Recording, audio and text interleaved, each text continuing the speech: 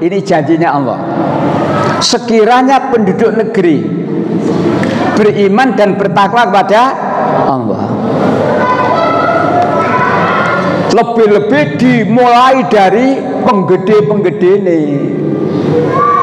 pemimpin-pemimpinnya, memberikan contoh, memberikan pelopor sebagai orang yang beriman dan bertakwa. Sing cilik-cilik ngetutno. Itu janji Allah. Walau anna ahlal qura, apabila penduduk suatu negeri, termasuk negeri Indonesia,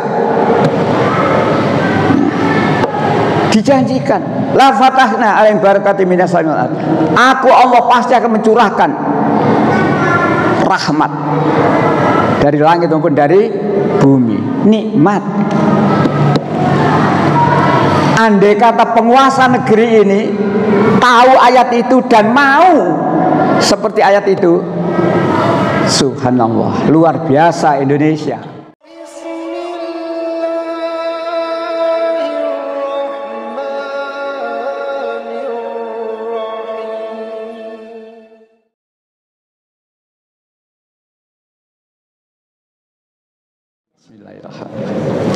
Assalamualaikum warahmatullahi wabarakatuh.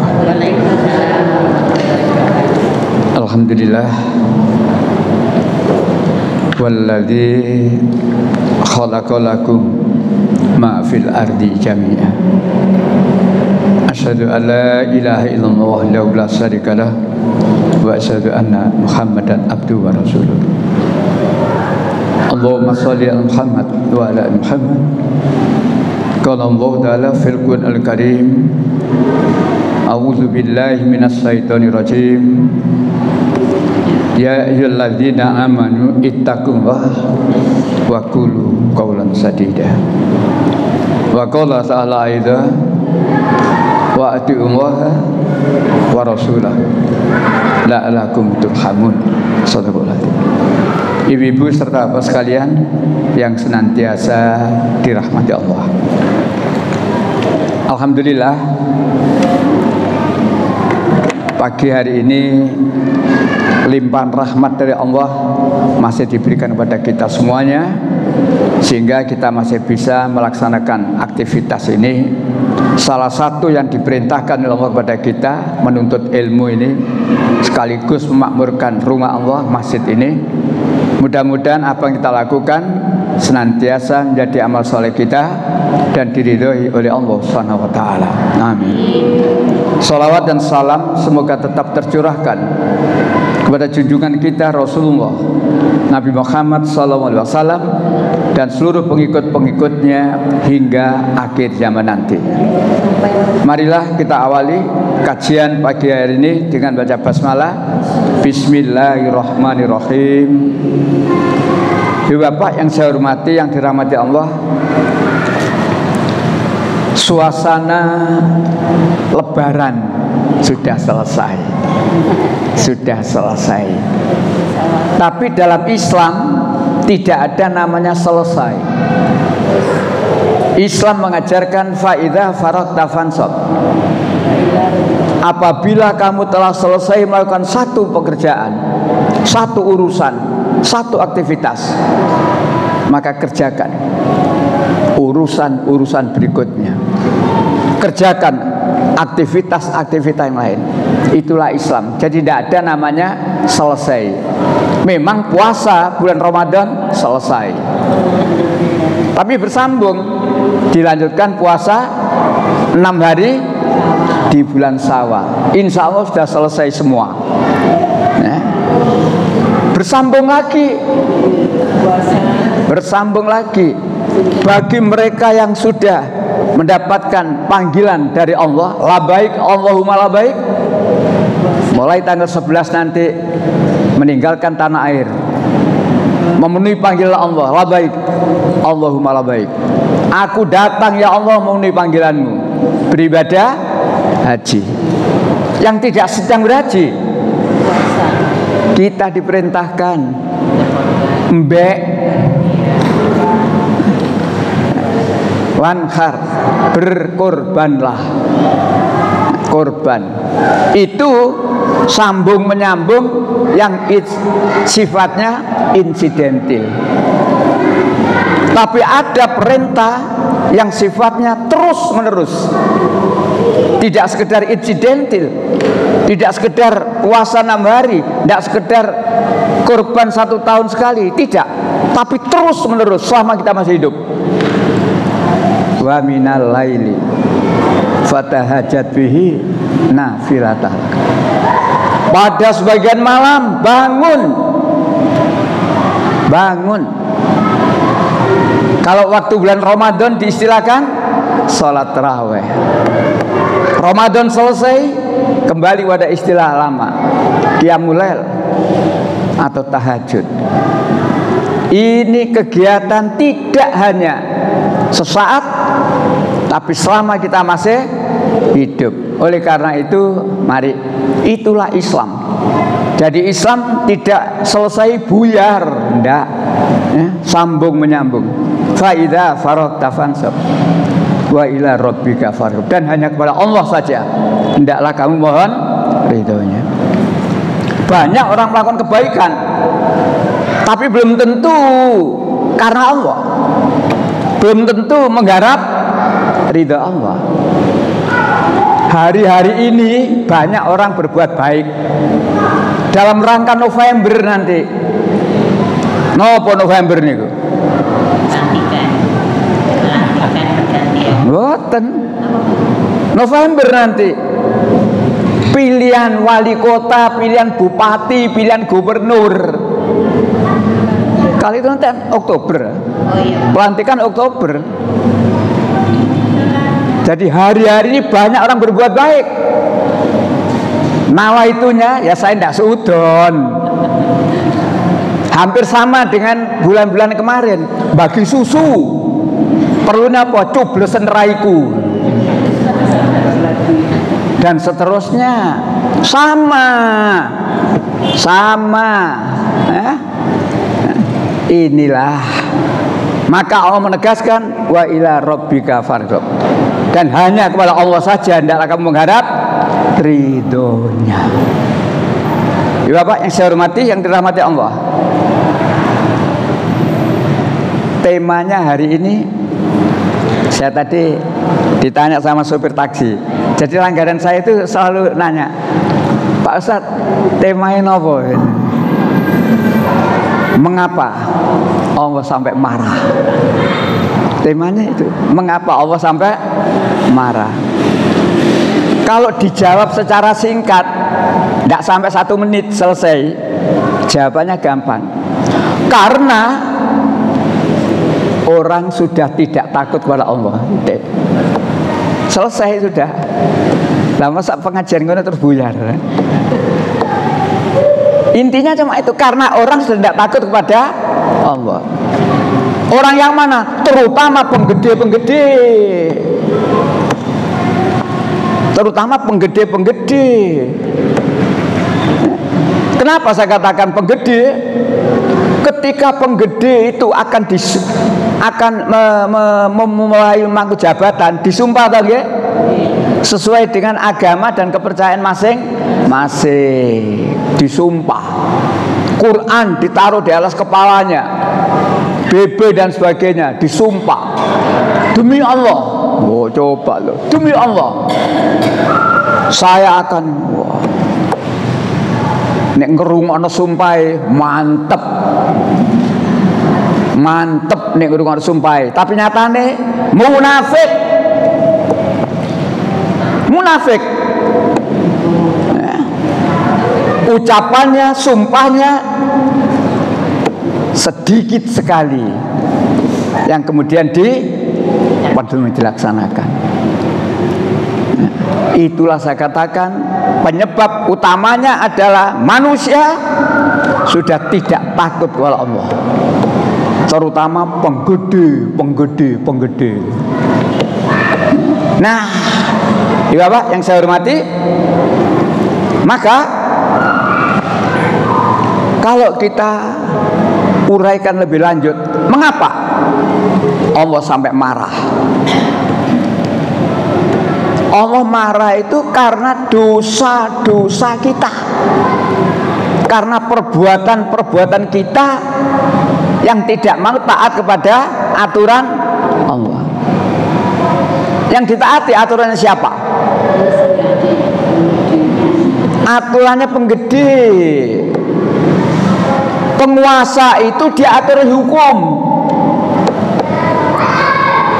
Pemimpin itu diatur oleh hukum. Aja diwalik. Hukum diatur oleh iki lho. Dunia wis kualik. Dunia kualik. Pemimpin itu diatur oleh hukum, harus taat pada hukum. Tidak ada pemimpin yang kebal hukum, tidak ada. Tapi kalau sudah dibalik, hukum diatur oleh pemimpin, rusak. Rusak. Disinilah ibu bapak yang barangkali sekarang ini kita rasakan. Ini yang kita rasakan. Hukum diatur oleh pemimpin. Tinggal sekarang yang diatur, masyarakat yang diatur oleh pemimpin tadi. Ada perintah pada penjenengan supaya taat pada pemimpin? Ada perintah pada penjenengan supaya taat pada pemimpin? Ada. Kalau jawab tidak ada, salah. Ada. Quran memang menyuruh kita. An-Nisa 59 kan gitu dah.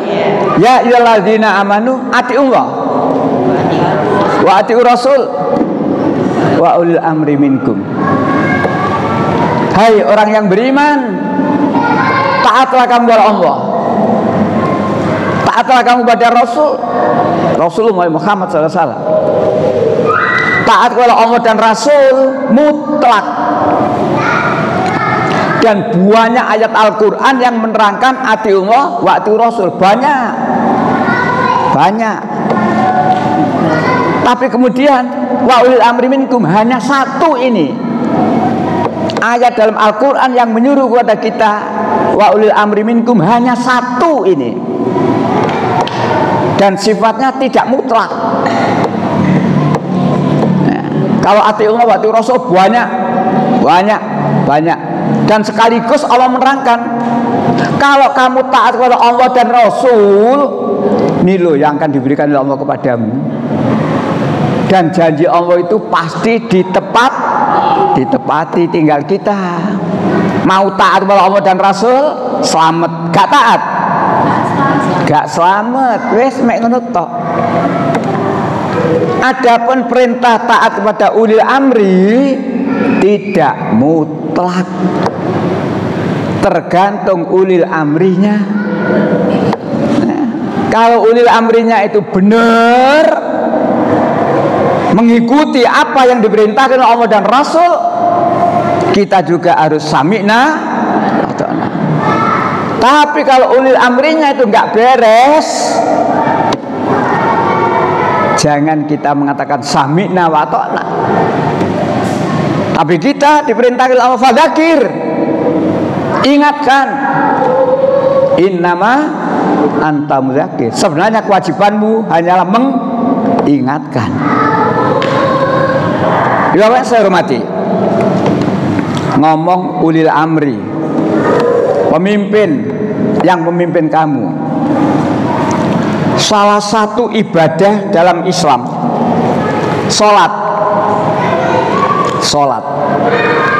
Sholat ini kalau kemudian diterapkan di dalam kehidupan bermasyarakat, luar biasa. Sholat berjamaah, ada satu orang di depan namanya imam, mimpin. Dan persyaratan imam lebih-lebih dalam sholat itu tidak asal. Ada persyaratan yang begitu, begitu. Tidak sekedar asal dia umurnya tua, tidak. Tidak sekedar iku anake bos, enggak. Dan ada persyaratan khusus. Itulah syarat tentang imam sholat, pemimpin dalam sholat. Baik, sholat berjamaah yang dipimpin oleh seorang imam, diikuti oleh para jamaah. Coba andai kata diterapkan dalam kehidupan, makmum harus mengikuti apa yang dikomandokan oleh imam. Tapi makmum punya kewajiban mengingatkan manakala imam lupa, manakala imam salah. Nah, jadi makmum gitu. Jadi tidak sekedar kulon derek mawon, gak. Enak-enak moco lali meneng, yang di belakangnya nyambung. Atau waktunya duduk berdiri. Allah subhanallah. Sama dengan kepemimpinan. Nek pemimpin salah, rakyat kudu ngelengno. Nah ini kita ambil ibadah sholat dalam Islam diterapkan di dalam kehidupan masyarakat. Iku nek imame lali, imame salah, nek imame ngentut, enak-enak ngimami muni, kok nasi krungu lagi, kok nasi krungu, tapi imamnya merasa. Apa yang dilakukan oleh imam? Mundur. Dia sadar batal, mundur. Itu sholat. Itu sholat. Sama dengan pemimpin, nek wis gak pecus, mundur. Ngerasakno mundur, Pak.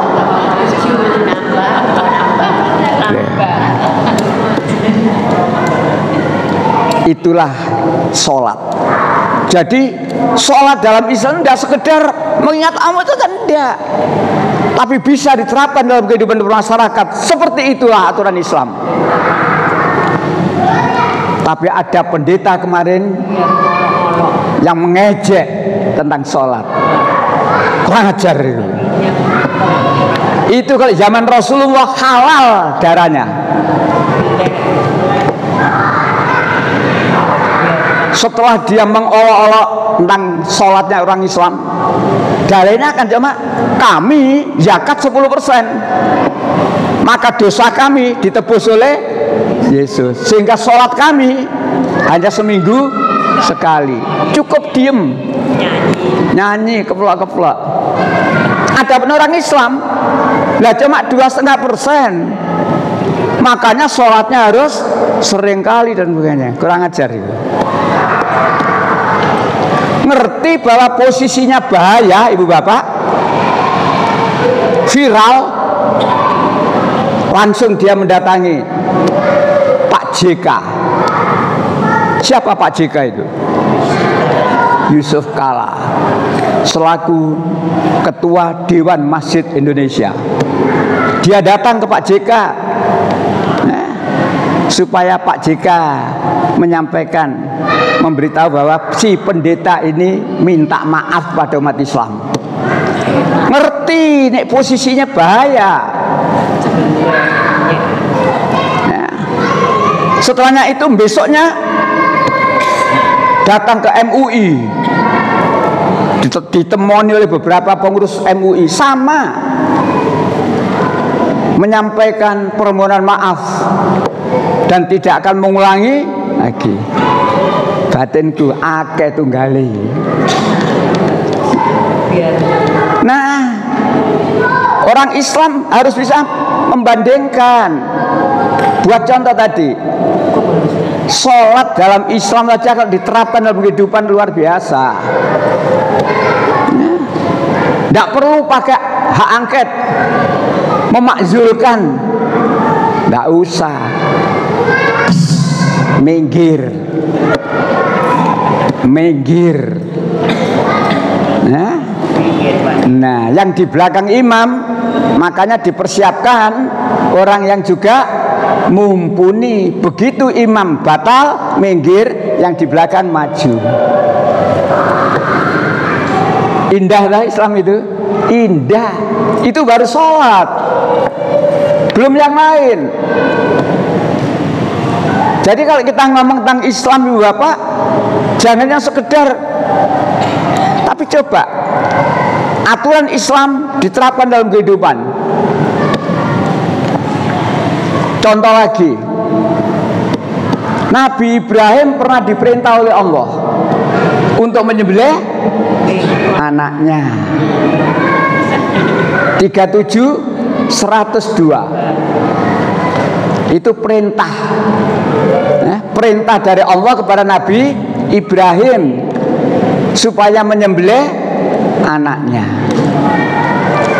37 102. Monggo bisa ketemu, silakan. Nanti kita pakai contoh dalam kehidupan. Ketika anak itu sudah surat Al-Fatihah surat 37 ayat 102. Maka ketika anak itu sampai pada umur sanggup berusaha bersamanya, Ibrahim berkata, wahai anakku, sesungguhnya aku bermimpi bahwa aku menyembelihmu. Maka pikirkanlah bagaimana pendapatmu. Dan Ismail menjawab, wahai ayahku, lakukanlah apa yang diperintahkan Allah padamu. Insya Allah engkau akan mendapat itu, termasuk orang yang sabar. Wahai anakku, aku bermimpi. Mimpi di sini bukan mimpi seperti mimpi kita. Mimpi ngarang-ngarang. Jadi mimpi kayak Rasul. Mimpi ditekani bapak yang mati. Bukan mimpi-mimpi itu. Mimpi di ayat ini maksudnya Nabi Ibrahim dapat perintah dari Allah, dapat wahyu, dapat perintah dari Allah. Apa isinya? Apa isinya? Supaya Nabi Ibrahim menyembelih anaknya. Perintahnya siapa itu? Perintahnya Allah. Andai kata Nabi Ibrahim langsung memanggil anaknya, terus anaknya disembelih, salah enggak? Salah mboten? Enggak. Kenapa enggak salah? Wong ini perintah Allah kok. Tapi Ibrahim tidak seperti itu. Nabi Ibrahim ngomong pada anaknya, wahai anakku, sesungguhnya aku bermimpi, aku diperintah oleh Allah untuk menyembelih kamu. Oleh karena itu, fikirkan baik-baik, renungkan baik-baik, bagaimana pendapatmu. Jadi wong cilik dikai kesempatan mikir karo penggede golek sakarepe dhewe. Bagaimana pendapatmu? Bagaimana pendapatmu? Nah sekarang ini wis gatek bagaimana pendapatmu? Gelem yo ngene, gak gelem ya. Kalau ndak puas lapor MK. Wah MK iku adik iparku. Ngono. Ya bulet ae. Kalau ndak puas lapor sana. Kono iku tak kunci kabeh, bulet ae. Ibu Bapak, kembali kepada Nabi Ibrahim.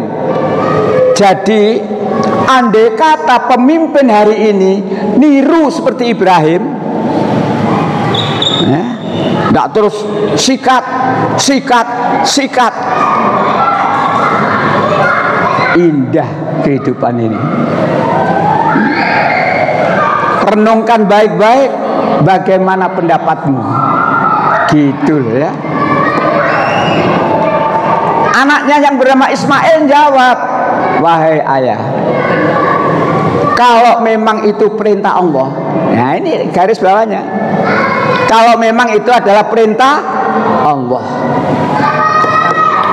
bukan perintah komandanmu, bukan perintah kepala jawatanmu, laksanakan itu perintah Allah.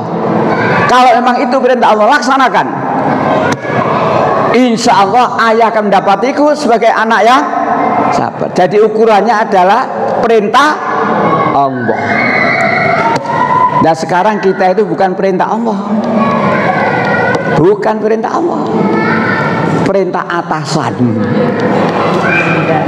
komandan dan seterusnya. Nah, dua contoh saja. Aturan dalam Islam, ibadah dalam Islam diterapkan dalam kehidupan bermasyarakat, subhanallah, luar biasa. Tetapi kenyataannya jauh dari itu, jauh dari itu. Termasuk pemimpin tadi, ngerasa no mundur, diundur no. Nah, baik, ibu bapak yang saya hormati, mengapa Allah sampai marah? Maka karena dosa-dosa manusia. Allah itu senang kepada hamba-hambanya yang berbuat baik, tapi Allah itu marah kepada hamba-hambanya yang tidak taat. Tinggal pilih. Kalau penjenengan ingin disenangi oleh Allah, yuk. Tidak sedikit ayat-ayat yang Allah menyatakan innallaha yuhibbul muhsinin. Sesungguhnya Allah senang kepada orang yang berbuat baik. Baik yang bagaimana? Baik terhadap Allah, baik kepada sama manusia, baik terhadap alam sekitar, dan seterusnya. Allah senang. Allah senang. Termasuk Allah senang kepada orang yang berbuat adil, muqsitin. Tapi sebaliknya Allah sangat marah kepada orang yang berbuat tidak baik. Tidak baik dalam apa? Banyak hal. Dihancurkannya suatu negeri itu ada banyak sebab di Al-Quran. Yang intinya, mengapa Allah marah? Mengapa Allah sampai marah? Di Quran diterangkan banyak kisah yang menunjukkan kemarahan Allah sehingga negeri itu dibinasakan, kaum itu dibinasakan. Di antaranya penyebabnya musyrik. Manusia berbuat musyrik. Kenapa musyrik nih? Mempersekutukan Allah. Di Alkitab 10 firman. Dari Nabi Musa mendapatkan wahyu dari Allah 10 firman itu salah satunya berisi Allah itu ialah Tuhan yang cemburu. Jadi Allah itu ialah Tuhan yang cemburu. Mengapa cemburu? Karena disaingi. Seorang istri melihat suaminya seperti itu, cemburu. Hikmah apa mas? Kayak yang hubungan khusus mas, cemburu. Tapi dalam soal ini tidak ada alasan untuk itu. Allah itu ialah Tuhan yang cemburu. Karena manusia meyakini mengadakan Tuhan selain Allah. Musyrik. Negeri yang semula kaya raya, makmur, dihancurkan oleh Allah.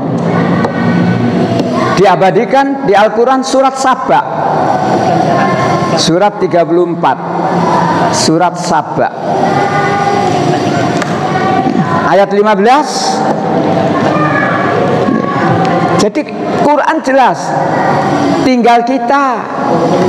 Peristiwa itu jangan menimpa hai bangsa Indonesia. Kaum Sabah, ya silakan 34, 15. Surat Sabah, surat 34, ayat 15. Iya. Bismillahirrahmanirrahim. Sungguh bagi kaum Sabah ada tanda kebesaran Tuhan di tempat kediaman mereka, yaitu 2 buah kebun di sebelah kanan dan di sebelah kiri. Kepada mereka dikatakan, makanlah olehmu dari segi yang dianugerahkan Tuhanmu, dan bersyukurlah kepadanya, negerimu adalah negeri yang baik, nyaman, sedang Tuhanmu adalah Tuhan yang Maha Pengampun. Itulah negeri Sabah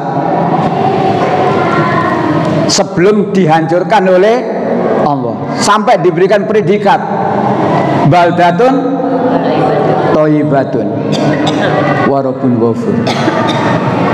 Negerimu adalah negeri yang baik. Baldatun, negerimu, negeri yang baik. Tuhanmu Maha Pengampun. Tetapi mereka disuruh bersyukur. Bersyukurlah kamu kepada aku dengan negeri yang makmur seperti ini. Bersyukurlah kamu. Tetapi kaum Sabah ayat 16 lanjutannya. Ya, ayat 16. Monggo. Bismillahirrahmanirrahim.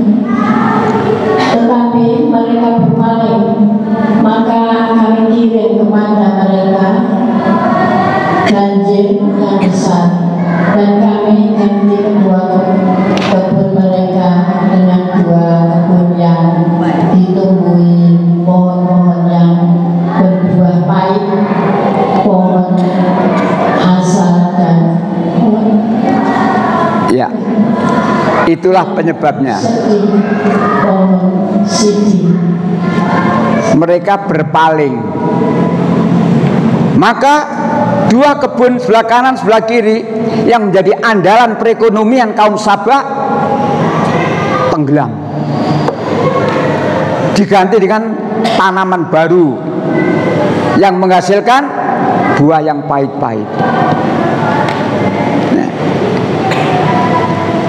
Tetapi karena mereka berpaling nih napa? Melengos. Berpaling soal apa? Nah, jawabannya ada di surat 27 An-Naml ayat 24. Ini persoalan prinsip berpalingnya kaum Sabah itu di sini penyebabnya. 27 24. Wajah Tuhan. Ya. Surat An-Naml surat 27 ayat 24. Aku berunding dapati dia dan kaumnya menyembah matahari bukan kepada Allah, dan setan telah menjadikan terasa indah bagi mereka perbuatan buruk mereka sehingga menghalangi mereka dari jalan Allah. Maka mereka tidak mendapat petunjuk. Penyebabnya itu wajah Tuhan wa kaumaha. Aku mendapati, kata burung hudud, aku melihat, menyaksikan sendiri. Gak jarene. Jadi burung hudud melihat langsung. Maka burung hudud melapor kepada Nabi Sulaiman. Karena burung hudud diancam oleh Nabi Sulaiman. Dia terlambat, kalau tidak bisa beri alasan yang masuk akal, tak sembelih, kata Nabi Sulaiman. Hudud datang langsung lapor. Aku dapati, aku lihat sendiri, saksikan sendiri. Apa? Mereka menyembah matahari. Bukan menyembah mataharinya yang harus digarisbawahi, tapi kalimat berikutnya min dunillahi. menyembah selain Allah. Nek menyembah matahari, Indonesia, wong Indonesia sedikit yang menyembah matahari. Tapi kalimat berikutnya min dunillahi, banyak wong Indonesia yang menyembah selain. Ini yang menyebabkan Allah marah. Semakin banyak manusia menyembah pada selain Allah, mempercepat dihancurkannya negeri itu oleh Allah. Di sinilah. Ini contoh satu. Kaum Sabak. Kita tahu di Indonesia ini banyak penyembah selain Allah. Nah, jadi dengan tema ini introspeksi bagi kita. Kilo penyebabnya, kalau kamu ingin negerimu Indonesia dihancurkan oleh Allah, ya melu ngono. Tentu kita tidak senang. Kita ingin negeri kita eksis. Kita ingin negeri kita eksis, tidak dihancurkan oleh Allah. Ibu bapak saya hormati, Allah itu memberikan janji ancaman. Di satu ayat Allah memberikan janji ancaman 796, janji ancaman. Walau anna ahlal qura amanu wattaqu la fatahna alaihim barakatim minas sama'i wal ardh. 796. Ya, silakan.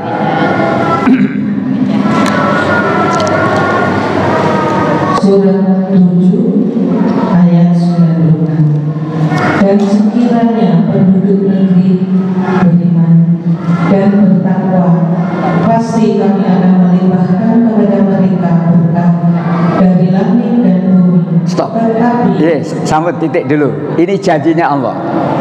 Sekiranya penduduk negeri beriman dan bertakwa kepada Allah, lebih-lebih dimulai dari penggede-penggede ini, pemimpin-pemimpinnya, memberikan contoh, memberikan pelopor sebagai orang yang beriman dan bertakwa. Sing cilik-cilik ngetutno. Itu janji Allah. Walau anna ahlal qura, apabila penduduk suatu negeri, termasuk negeri Indonesia, dijanjikan la fatahna alaihim barakatim minas sama'i wal ardh, aku Allah pasti akan mencurahkan rahmat dari langit maupun dari bumi, nikmat.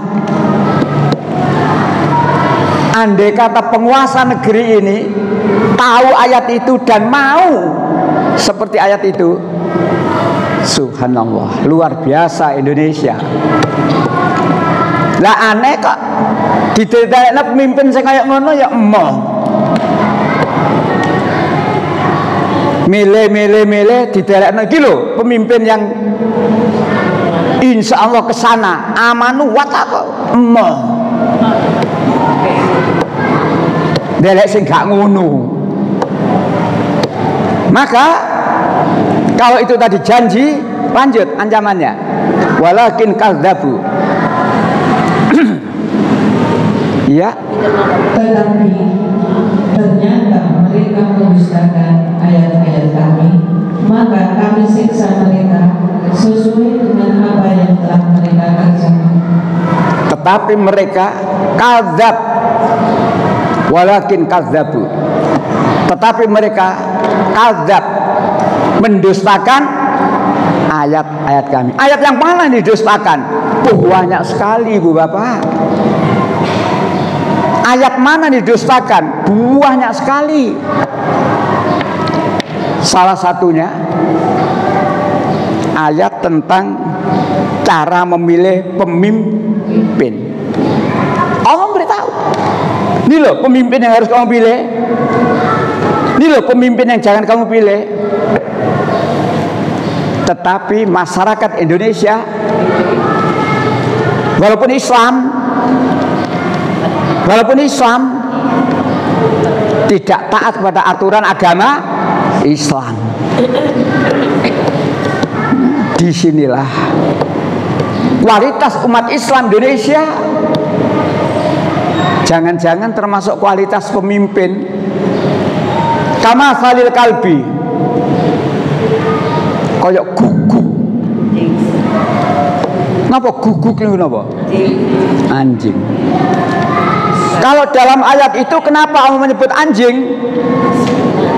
Anjing itu kalau kamu halau melet. Kalau kamu biarkan melet. Itu kalau dalam ayat. Saya jabarkan dalam kehidupan, anjing itu binatang yang bodoh. Tidak bisa membedakan ini orang baik, orang jelek. Maling, koruptor, nek nggawa daging, asune dincali daging. Ya apa asune? Iya. Meneng. Padahal yang datang itu akan menguasai negeri ini, merampas negeri ini. Tapi nggawa daging, diuncal orang asu, mingkem.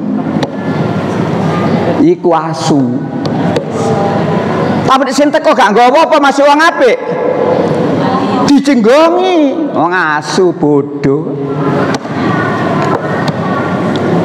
Kalau pemimpin kita sudah bermental huk-huk, maka yang dilihat cuma daging. Nggawa daging apa gak nggawa daging. Inilah ancaman Allah. Walakin kadzabu, lantaran mereka mendustakan ayat-ayat kami, maka kami siksa mereka. Kami binasakan negeri itu dengan sehancur-hancurnya. Jadi kalau sekarang ini longsor di mana-mana, gempa di mana-mana, ya itu memang kejadian alam.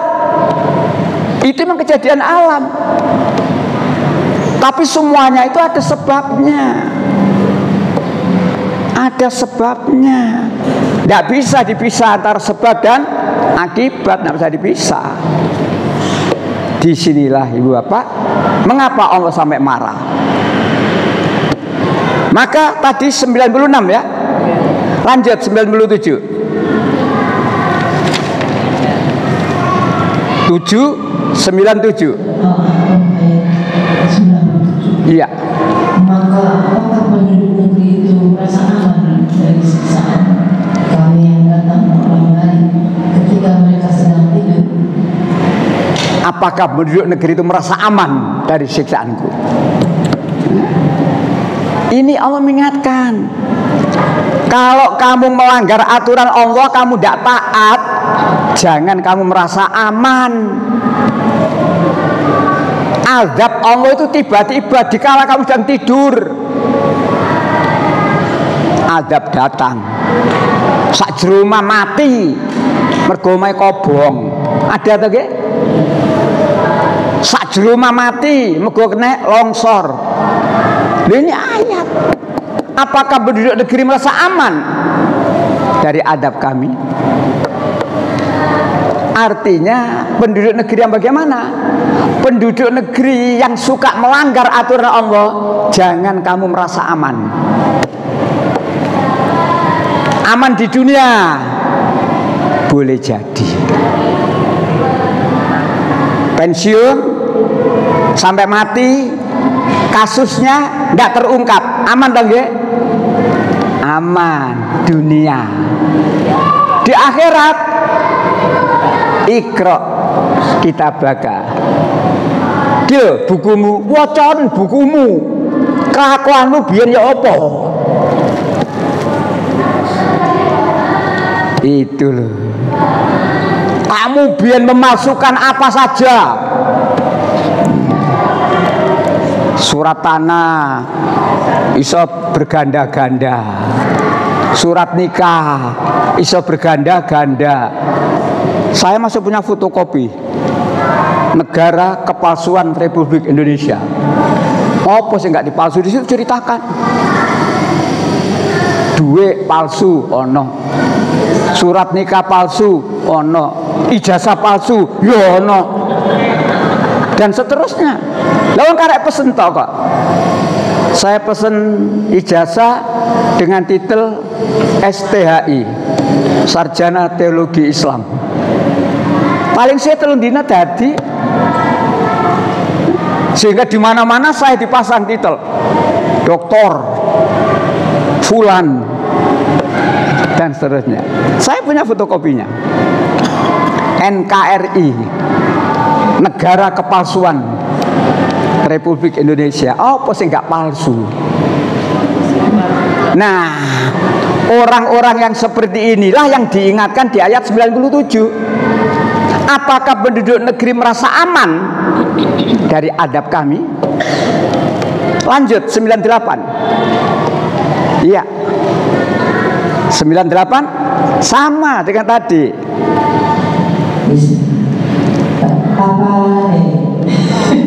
Ya. Apakah penduduk negeri itu merasa aman dari siksa kami yang datang pada pagi hari ketika mereka sedang bermain? Nah, kalau tadi pada malam hari ketika dia sedang tidur, ini pagi hari.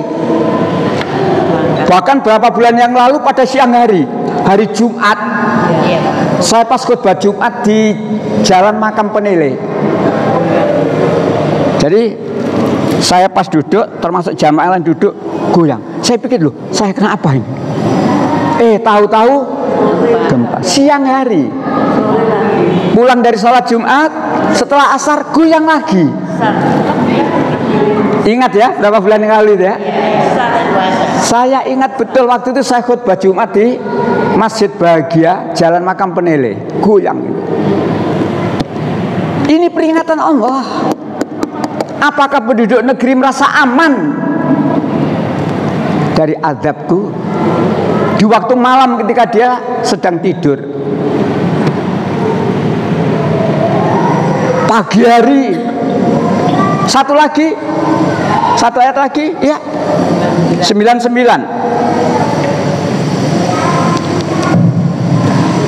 Atau apakah mereka merasa aman dari siksaan Allah yang tidak terduga-duga? Tidak ada yang merasa aman dari siksaan Allah selain orang-orang yang tidak ada yang merasa aman dari siksaan Allah kecuali orang yang anggapannya aman. Siapa yang merasa aman? Namanya mati itu macam-macam. Sepasang dokter masih muda, boncengan pakai moge, kecelakaan di Probolinggo. Dia dokter di rumah sakit umum. Nah, kemarin saya baca di koran itu, suami istri dokter. Ya, jadi ada 3 moge, yang satu ini kecelakaan, meninggal dunia suami istri. Kemarin kecelakaan, saya baca itu. Jadi mati itu jelas semua kita besok pasti. Tapi ayo selalu berusaha dan selalu menyembah Allah. Jangan kau matikan aku ya Allah. Jangan kau matikan anak turunku ya Allah, kecuali dalam keadaan husnul khotimah. Husnul khotimah itu ya ada harus dirintis. Artinya setiap harinya ayo akhlak kita, tingkah laku kita, perbuatan kita, ketaatan kita kepada aturan Allah harus istiqomah. Baru nanti matinya. Dan kelakuannya suka memalsu. Sekarang kan ungsum dah, rumah satu surate tak firang-firang. Jadi pembeli yang satu akhirnya menggugat, loh iki anak surate, iki anak surate. Dan masih banyak lagi. Ada pertanyaan ibu bapak, pernah saya sampaikan di sini, Pak Ustadz, ada orang kelakuannya itu nggak gena Pak Ustadz. Wis pokoknya gak genah. Tapi akhir hayatnya bisa mengucapkan la ilaha illallah. Ya apa Pak Ustaz? Ya apa menurut sampean? Sinetron niku. Iku sinetron.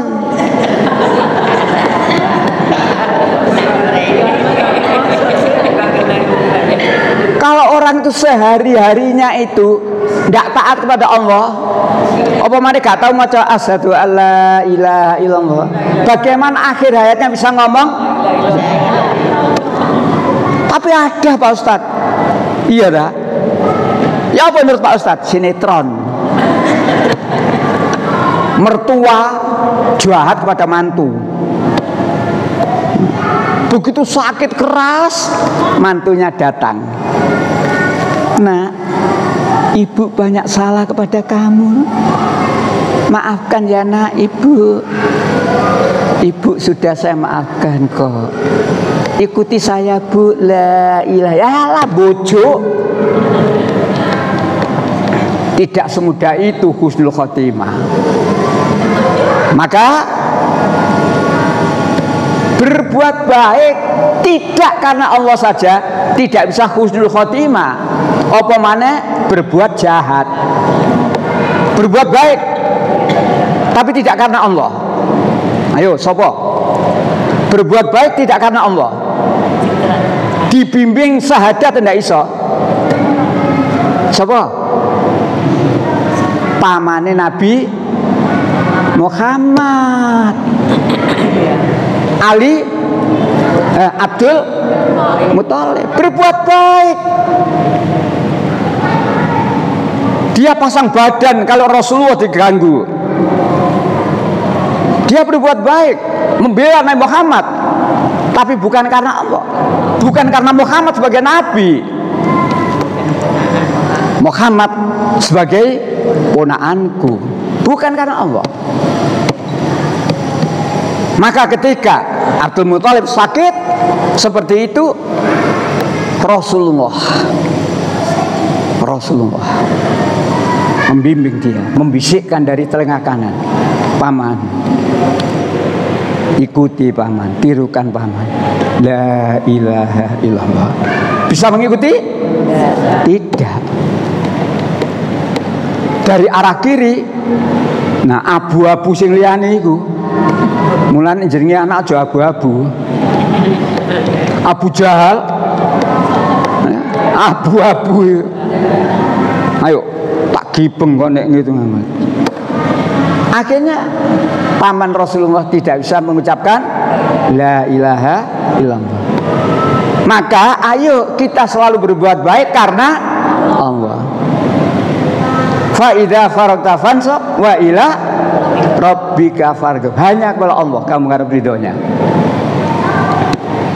Berbuat baik tidak karena Allah. Mburi ini tadi masalah. Beras kakek didum, bingung dan seterusnya. Nah, mengapa Allah sampai marah? Kalau tadi baru satu yang saya terangkan, musyrik. Yang kedua masalah kadzab, mendustakan ayat Allah. Termasuk kadzab dalam hal memilih pemimpin. Orang Islam itu punya pegangan, dan pegangannya itu satu-satunya pegangan yang dijamin benar. Pegangannya umat Islam itu satu-satunya yang dijamin benar dan menyelamatkan manusia dari dunia sampai akhirat. Nek ditaati. Apa aturan ini? Al-Quran. Al-Quran. Al-Quran mengatur segala kehidupan manusia. Tidak ada masalah yang tidak diatur. Saya insya Allah besok Senin itu waktunya ngajar perbandingan agama. Saya akan menerangkan NTIR. NTIR. Nikah, talak, idah, rujuk. Saya bandingkan antara Islam dan Kristen. Menurut Islam bagaimana? N. Nikah. Persyaratan nikah menurut Islam apa saja? Persyaratan nikah di sana apa saja? N. T. Talak. Bagaimana talak menurut agama Islam? Bagaimana talak menurut Alkitab? I. Napa? Ida, bukan Ida Laila ya. Ida. Napa Ida niku? Banyak orang Islam ini nggak ngerti Ida itu apa toh? Seorang istri ditinggal meninggal suaminya. Setelahnya itu dapat 1 minggu dia datang ke pengajian. Ditegur sama yang lain. Ida durung mari kok wis ngaji. Ada begitu ya? Ida durung mari kok wis nang pasar. Ida itu apa toh?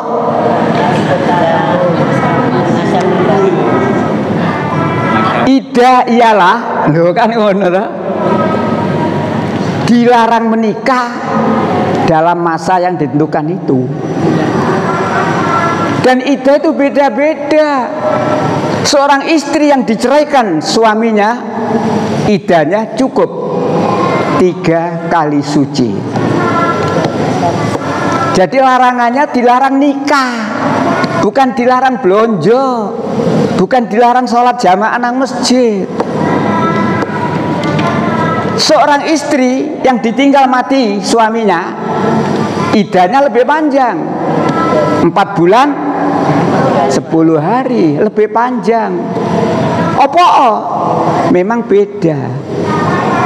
Nek bercerai pegatan nggak usah suwe-suwe. Apa? Atus di cadangan, Cak. Tapi nek ditinggal mati, banyak ibu yang berkata, saya tidak akan nikah lagi. Bismillah, saya kan merawat anak-anak saya, mengantarkan anak saya. Itu beda. Idahnya orang hamil. Loh, idah itu macam-macam. Jadi misalkan remaja-remaji kebablasan, sehingga si remaji tadi, perempuan tadi hamil. Biasanya orang tuanya wis dah cepet dikawin noe. Gitu kan ya? Salah. Atau seorang istri lalu suaminya sakit, meninggal dan dia dalam keadaan hamil. Kapan masa idahnya? Berapa lama masa idahnya? Sampai melahirkan, selesai nifas. Islam itu seperti itu. NPI R rujuk. Jadi itulah. Insya Allah Senin besok waktu saya di Masjid As-Sakinah, Pacar Kembang Gang 5. Temanya NTIR dan saya terangkan itu.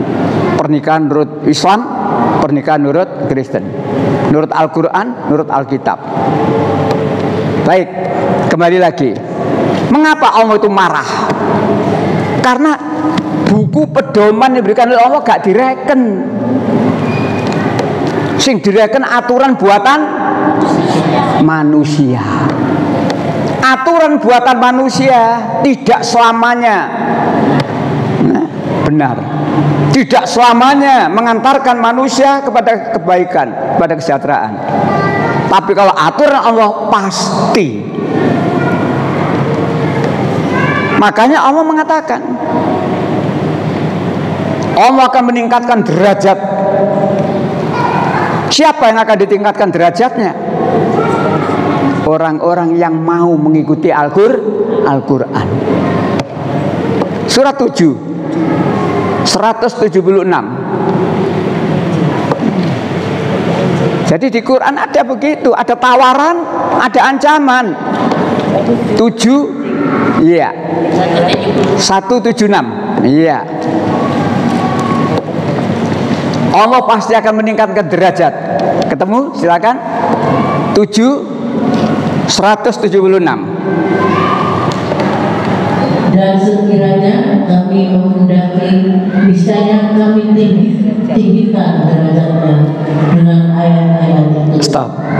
kami tinggikan derajatnya dengan ayat-ayat itu. Artinya siapa yang mau mengikuti Al-Quran, derajatnya ditinggikan. Mengikuti Quran bagaimana? Memahami, mengamalkan, syukur-syukur, mendakwakan. Ditinggikan derajatnya. Ditinggikan derajatnya. Lanjut. Tetapi dia cenderung kepada dunia dan mengikuti keinginannya yang rendah, maka perumpamaannya seperti anjing. Jika kamu menghalaunya, dijulurkan lidahnya, dan jika kamu membiarkannya, dia menjulurkan lidahnya juga. Demikianlah perumpamaan orang-orang yang mendustakan ayat-ayat kami. Maka ceritakanlah kisah-kisah itu agar mereka berpikir.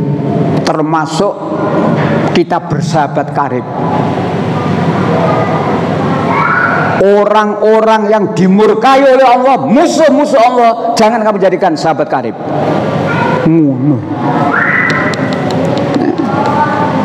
Jadi Allah itu jelas, larangannya jelas. Ada yang langsung nyebut agama, Yahudi, Nasrani, ada yang menyebut lebih cenderung kepada kekafiran daripada keimanan, ada. Tapi ada yang menyatakan orang-orang yang memusuhi Allah, musuh-musuh Allah. Dalam ayat disebut Hizbus Syaiton. Dia adalah golongan setan. Golongan setan, musuh-musuh Allah, orang dimurkai oleh Allah. Jangan kamu jadikan sahabat karib. Apalagi kamu jadikan pemimpin. Surat 58 ayat 14. Ya, ayat 14.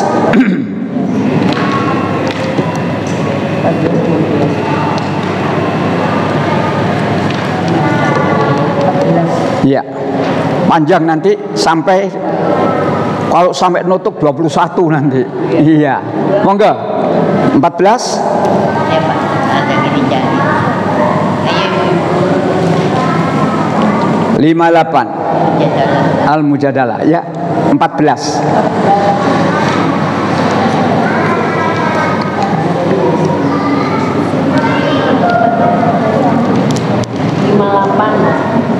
Ya, surat 58 ayat 14.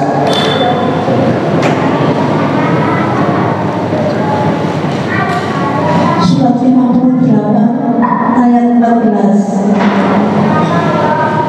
Tidaklah untuk perhatikan orang-orang munafik yang menjadikan suatu kaum yang telah dimurkai Allah sebagai sahabat. Orang-orang itu bukan dari kaum kamu dan bukan dari kaum mereka, dan mereka bersumpah atas kebohongan yang mereka mengetahuinya. Berlanjut 15. Allah telah menyediakan azab yang sangat keras bagi mereka. Sungguh betapa buruknya apa yang telah mereka kerjakan. Lanjut. Mereka menjadikan sumpah-sumpah mereka sebagai perisai, lalu mereka menghalang-halangi manusia dari jalan Allah. Maka bagi mereka azab yang menghinakan. Sampai 19, ya. Harta benda dan anak-anak mereka tidak berguna sedikit pun untuk menolong mereka dari azab Allah. Mereka itulah penghuni neraka, mereka kekal di dalamnya. Ingatlah pada hari ketika mereka semua dibangkitkan Allah, lalu mereka bersumpah kepadanya bahwa mereka benar-benar musyrik sebagaimana mereka bersumpah kepadamu, dan mereka menyangka bahwa mereka akan memperoleh sesuatu manfaat. Ketahuilah bahwa mereka orang-orang berdusta. Setan telah menguasai mereka, lalu menjadikan mereka lupa mengingat Allah. Mereka itulah golongan setan. Ketahuilah bahwa golongan setan itulah golongan yang rugi. Ada dua golongan. Yang satu golongan setan, yang satu golongan Allah. Manusia silakan milih. Allah tidak maksa. Ada kamu menjadi golongan setan, monggo. Adakah kamu ingin menjadi golongan Allah? Alhamdulillah. Lanjut ayat 20. Sesungguhnya orang-orang yang menentang Allah dan Rasulnya, mereka termasuk orang-orang yang sangat hina. 21 terakhir. Allah telah menetapkan aku dan Rasul-Rasulku pasti menang. Sungguh Allah Maha Kuat, Maha Perkasa. Itulah golongan setan, orang yang menjadikan sahabat karibnya, yaitu orang-orang dimurkai oleh Allah, termasuk orang munafik. Sumpahnya nggak kena digugu, janjine tok muluk-muluk.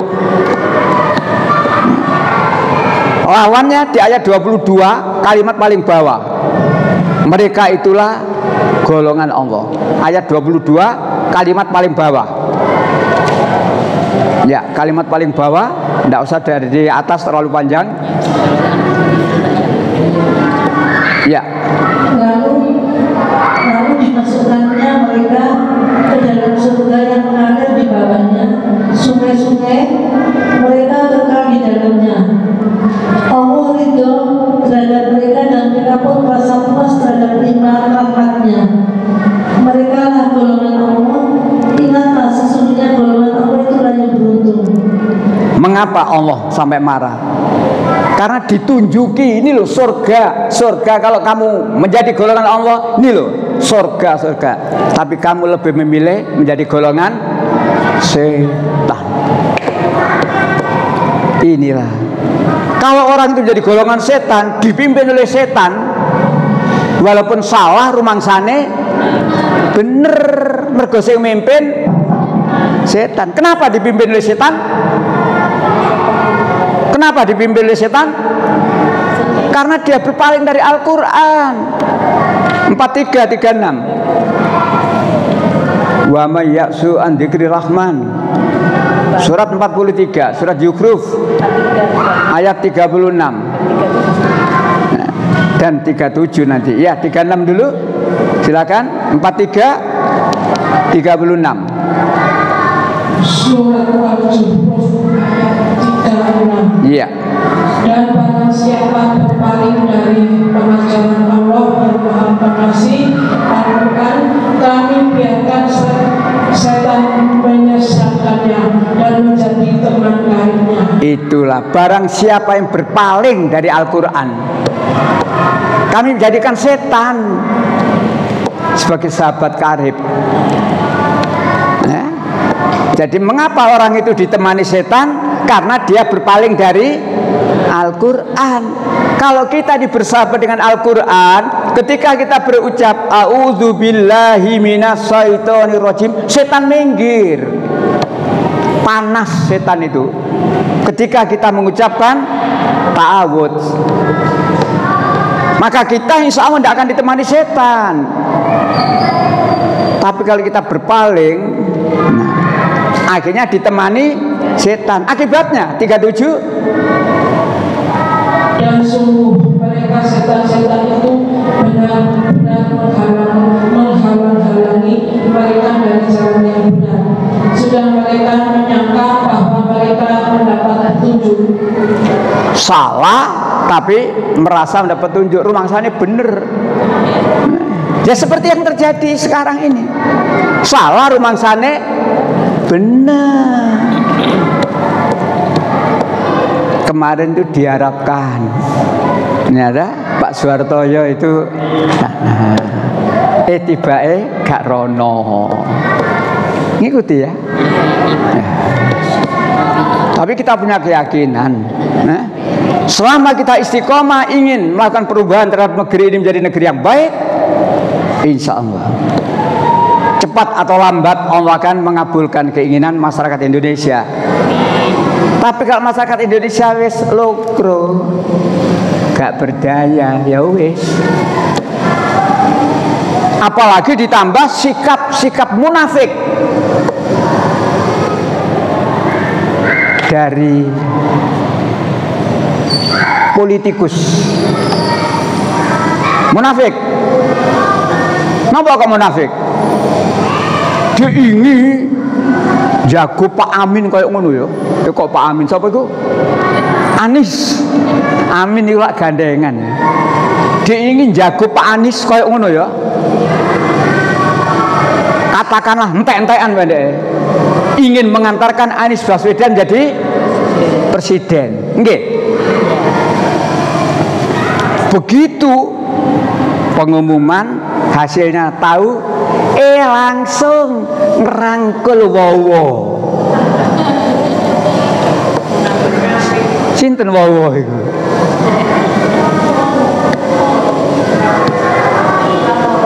Belum titik.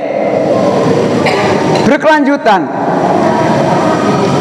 Ada hak angket. Apa kata Paloh?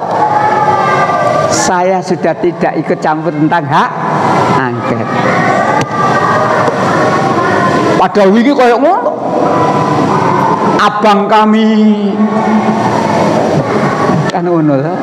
Tibae jeketek nduk pojoke mripat. Ketek lan jeketek lah. Kotorane motor. Satu. Yang kedua, diikuti oleh Caimin. Siapa Caimin itu? Bergabung.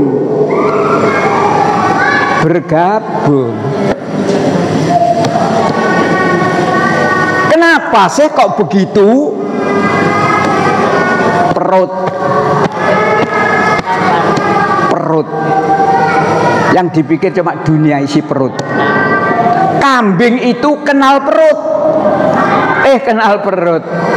Kambing itu kenal rumput untuk ngisi perut.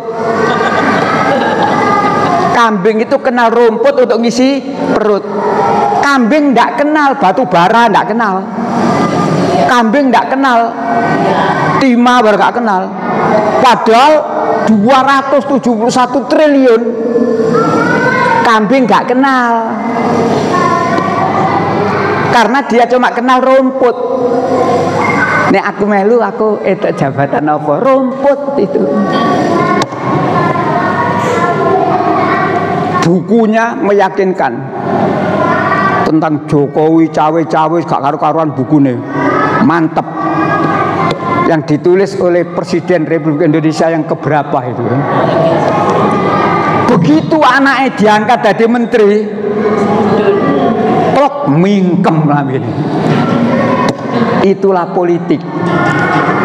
Dari politik itu seperti kambing yang hanya mengenal rumput.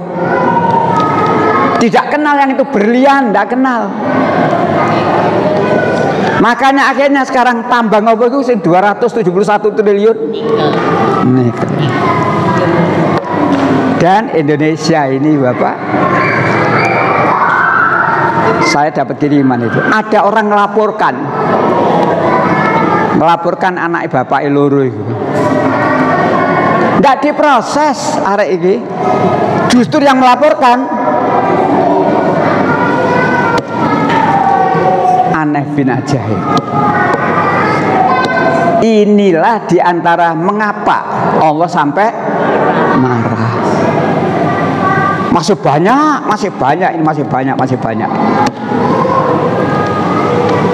Terakhir saya ambil satu lagi saja. Umat Islam gak gelem bersatu. Padahal Allah sudah menerangkan, sudah memberikan gambaran. Surat 60 ayat 4. Surat 60 Innallaha 60 apa 61 itu ya? 61 ya? Innallaha yuhibbul ladzina yuqatiluna.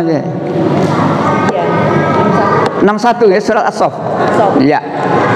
61 ayat 4. Sesungguhnya Allah cinta. Ya, silakan. Surat 61 ayat 4. Iya. Sesungguhnya Allah mencintai orang-orang yang berperang di jalannya dalam barisan yang teratur.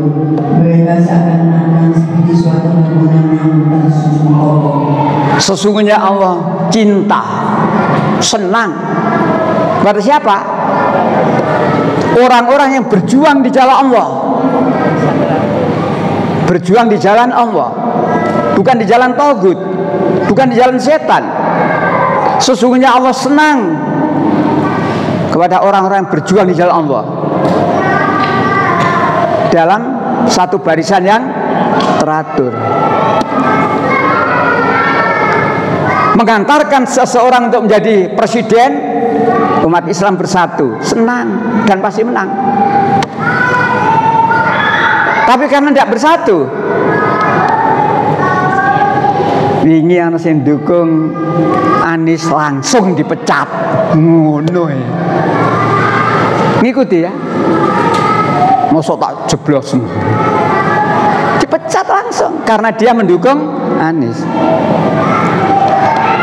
Dan seterusnya. Ayat 61 jelas. Dan orang di luar Islam itu paling takut kalau umat Islam itu bersatu. Kalau umat Islam itu bersatu seperti ayat ini, tidak mudah untuk dikalahkan. Tapi kalau umat Islam masih seperti hari ini, tidak punya kekuatan. Kenapa? Ya seperti ini. Ya seperti ini, tidak punya kekuatan. Nah, itu Allah mengatakan sesungguhnya Allah senang, Allah cinta. Di ayat lain Allah mengatakan wala tafarraqu. Jangan kamu bercerai. Lho wis genah lho ayat-ayate. Wong Islam ku kopiahe putih warnanya. Surbane kandel. Sajadahe kandel. Ayate diwaca bolak-balik, tapi sik tukaran ae. Kapan bisa menang? Kapan Allah akan senang pada kita kalau kita masih seperti ini? Maka dengan tema mengapa Allah sampai marah? Kebangetan menungsoni. Akhirnya apa? Ayo introspeksi. Tobat. Masih ada waktu. Ya ayyuhalladzina amanu tubu ilallahi taubatan nasuha. Bertobatlah kamu Allah dengan tobat yang semurni. Masih ada waktu. Masih ada waktu. Banyak ayat tobat. Dan ditegaskan di ayat yang lain, nek tobat ojo terlambat. Kayak Fir'aun. Wis gelagep-gelagep baru mengatakan tobat. Dinyanyiin karo penyanyi. Terlambat sudah kau datang padaku. Alhamdulillah. Baik, Bapak yang saya hormati, mudah-mudahan tema ini mengingatkan kita semuanya, terutama pemimpin-pemimpin negeri ini, baik yang akan habis masa jabatannya, lebih-lebih yang akan dilantik, ya, dan menteri-menteri yang akan diangkat nanti. Mudah-mudahan takutlah kamu Allah. Walaupun Allah tidak bisa kamu lihat, tapi Allah pasti. Ayatnya kan begitu. Takutlah kamu oleh Allah. Walaupun Allah tidak bisa kamu lihat, tapi Allah pasti melihat kamu. Dan Allah maha mengetahui. Dan kemudian Allah akan memberikan balasan dari apa yang kamu kerjakan. Tidak ada namanya aman kalau dia berbuat jahat. Masa jabatan habis, kasus tidak terungkap sampai mati, aman. Iku jadi sampean, Cak. Gak aman. Nek sampean yakin pada aturan Al-Qur'an, aturan Allah, gak aman. Ya. Besok rapotan Iqra kitabaka, waca bukumu. Baru sadar. Alhamdulillah. Sampai di sini, Bapak, sudah 10:30. Mudah-mudahan kajian ini menyegarkan kita, ya, sadar supaya kita menjadi orang yang disenangi oleh Allah, bukan orang yang dimurkai. Kita akhiri dengan baca hamdalah. Alhamdulillahirabbil alamin. Subhanallahumma wa bihamdika asyhadu an la ilaha illa anta astaghfiruka wa atubu ilaik. Assalamualaikum warahmatullahi wabarakatuh.